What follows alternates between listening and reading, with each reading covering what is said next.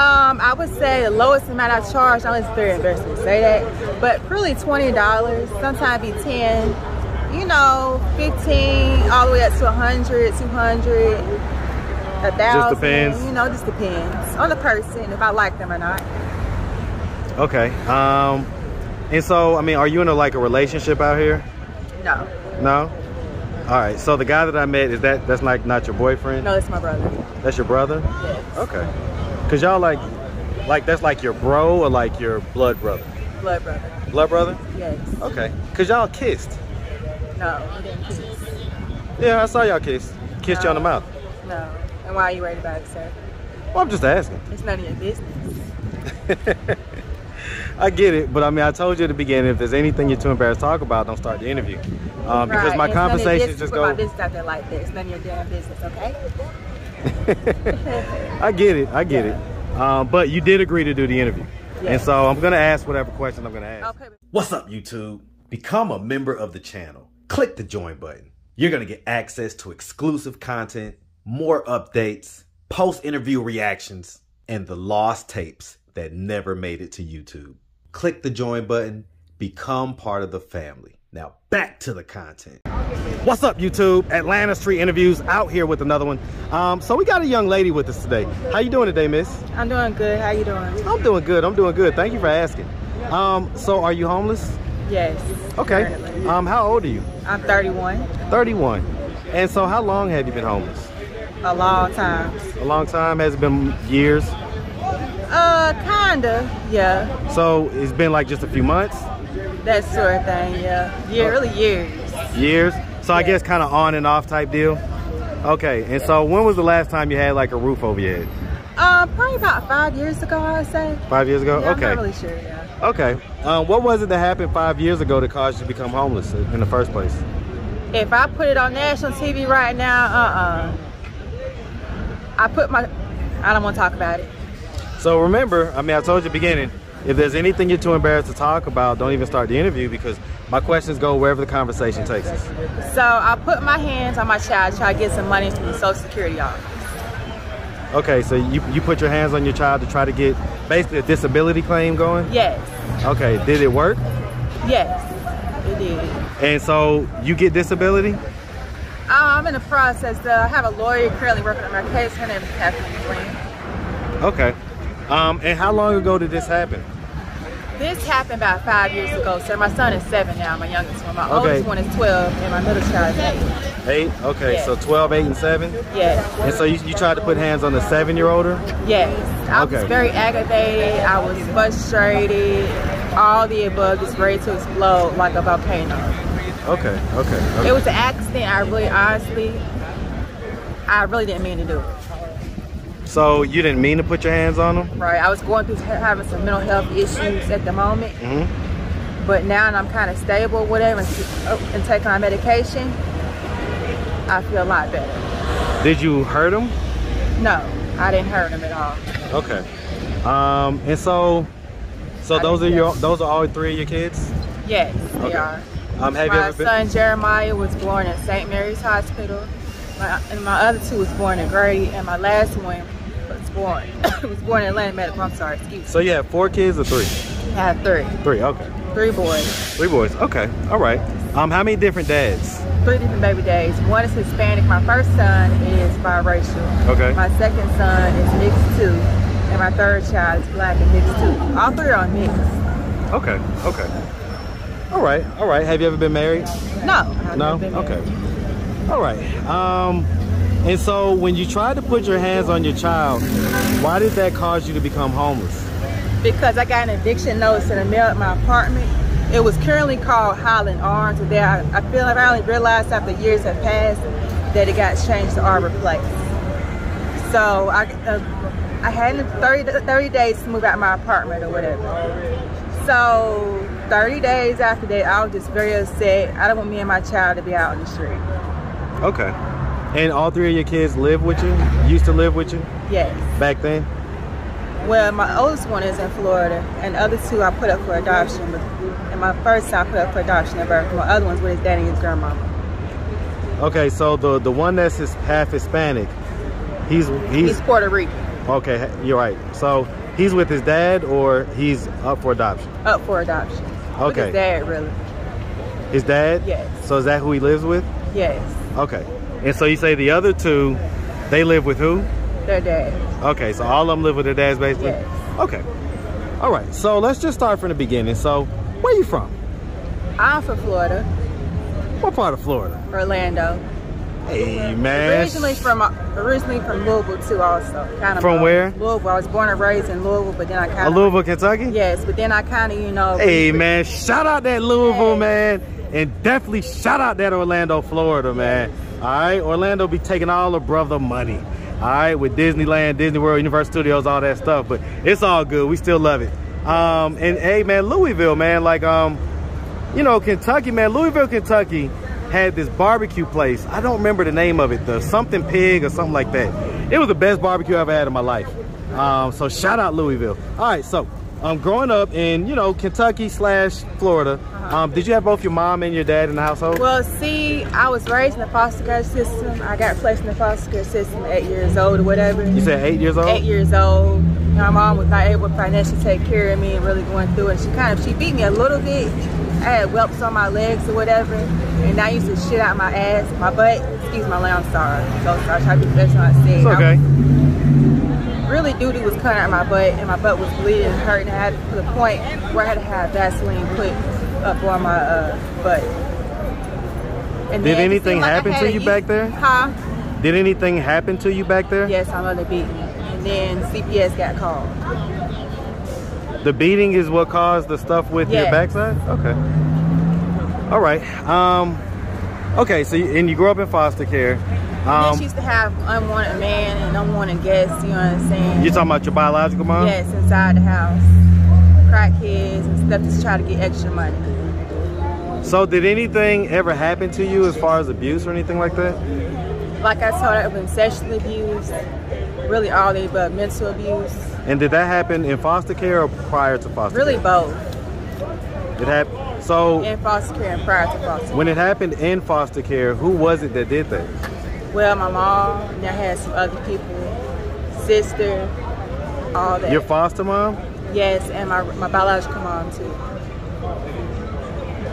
Okay. All right. Did you ever tell anybody this?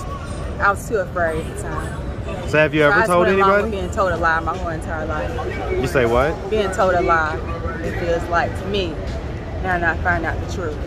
What did you find out that you felt like was a lie? That my mom used to beat me. I fell behind the bed on Jefferson Street or whatever, and Magazine Street. I fell behind the bed at 2 years old. She lied and said that she took me to Disney World. Really, it was both Disney World and Disneyland. I even a little toy. It was green. It was a little boat. Okay. All right. All right. Okay. So the kids. No, it seems like not having a mother figure in my life led me to wanting to do things that I later regret now, down the line. But if I just would have somebody, a mother, like a, you know what I'm saying, or a woman figure who really loved me and cared for me, all the stuff I'm going through now would never happen. I would have had a perfect life, would have been fine. So do you not feel like your foster mom? Do you not feel like she really cared and loved for you? No, because I used to have to roam the streets like I'm doing now at nighttime, and she would lie, leave me at the library. So you want to go to the library, you want to go to the mall. So, you know what I'm saying? If they would drop me off at the mall or the library and just leave me there for hours and hours, and I would call, are you coming to get me? Like, really, they didn't want me in their house. They would leave me outside. We're going to let you in. We want to let you in. Kind of abandon you for a little while? So let me remember, like, she used to go to church all the time, acting like she's holier now. But then my so-called stepsister, whatever you want to call it, she could stay in the house and do whatever the hell she wants to, have prostitute and have a man inside the house and use me for money. She was prostituting in the house? Yes. And then it's like my foster mother was asking what's going on. Why are all these men in my house? And she's trying to lie, like act like she wasn't having sex. She was just good. And really she was fucking them. She lost her virginity before I lost mine. I lost mine at 14. She lost hers about 12 or 13. 12 or 13? Yeah. And so, I mean, when you would be out there on the street and men would offer you sex for money, money for sex. I would tell them no. I wasn't really interested in men until I was 14. So when did you start doing that? When did you start trading money for sex? I'd say probably about 19. 19? That was your first time? Yes.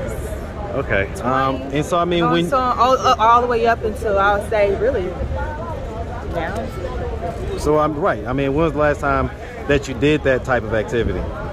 I can't remember right now. Was it like today or yesterday? Probably about 3 days ago. 3 days ago? Yes.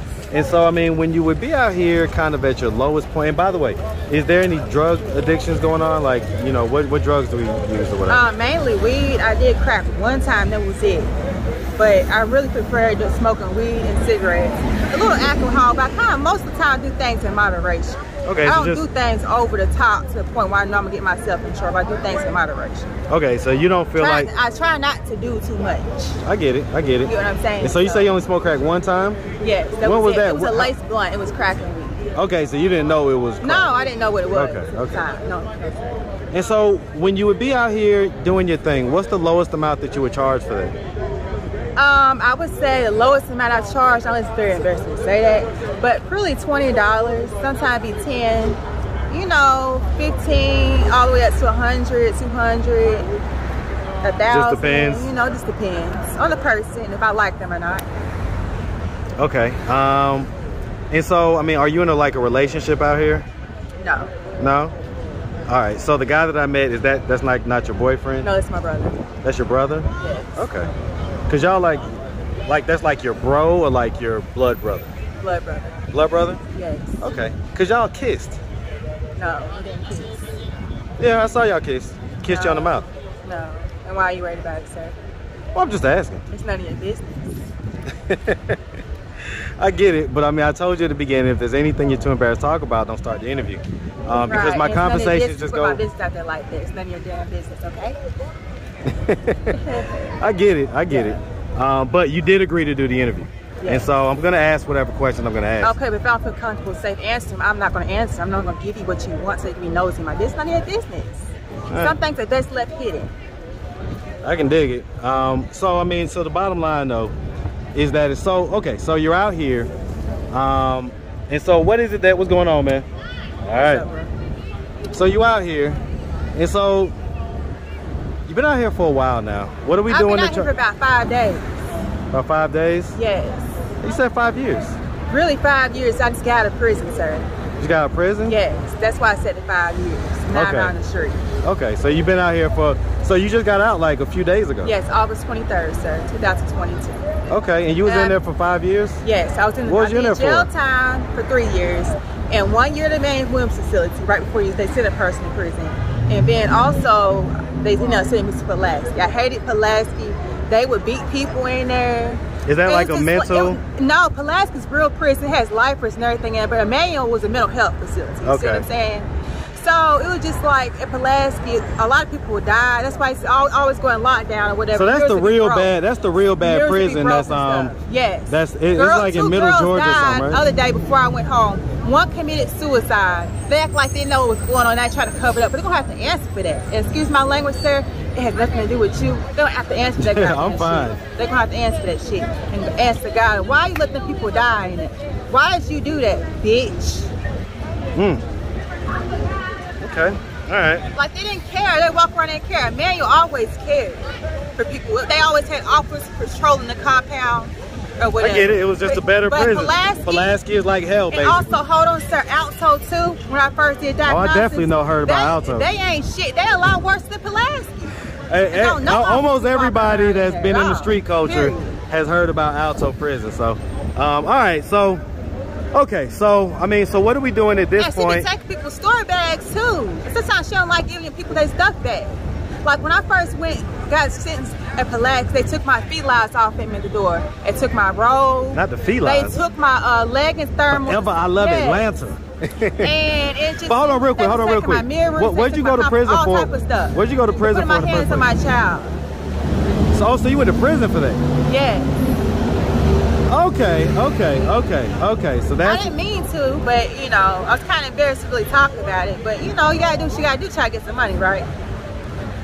And so you did that to try to get you did that to try to get disability? Yes, sir. I felt it'll help me win my case a lot faster. I've been denied for disability 3 times, so if I had to appeal my case, so was it an accident or not though? It really was an accident. I'm not lying. Because you're saying that you was doing it to try to get disability. Yes, but I'm saying I feel so bad afterwards. It was an accident. So when was the last time you talked to your kids?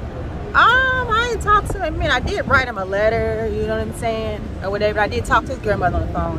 His daddy is kind of, you know, just wants to Do you chill. think your kids miss you? Yes. If you could give any message to them, if they were by some way to happen to come across this YouTube Jeremiah. video. I love you, Zacharias, and I love you, Tony. Be good. Stay prayed up. Mommy loves you and misses you so much. Okay. All right. So what are your plans to get out of this position of being homeless right now? Get my own apartment. You know, this really allows you to work part-time, 30 minutes, maybe get a little part-time job at a temp agency or something like that. And, you know, that's it. And behave myself and stop being so angry. Try to have some self-control. Well, I mean, you got a little angry when I was asking you some of those questions, but I'm used to it, so it's okay.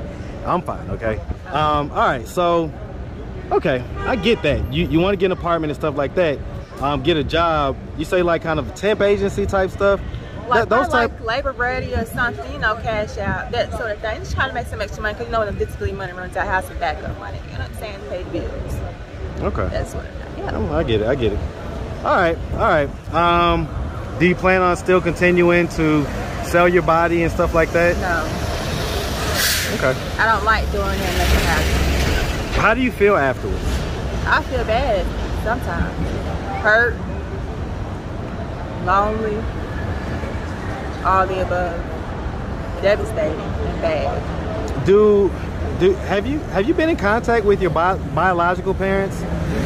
I talked to him on Wednesday. I can't even remember. I think it was when I got out of prison. I tried to call her or whatever. Even before I left, I tried to call her, whatever. Like a few days ago? I tried to ask her, you know, 'cause I really didn't have nowhere to go. Cause I said, you're gonna let me stay with you, because my friend was supposed to come pick me up the bail or whatever.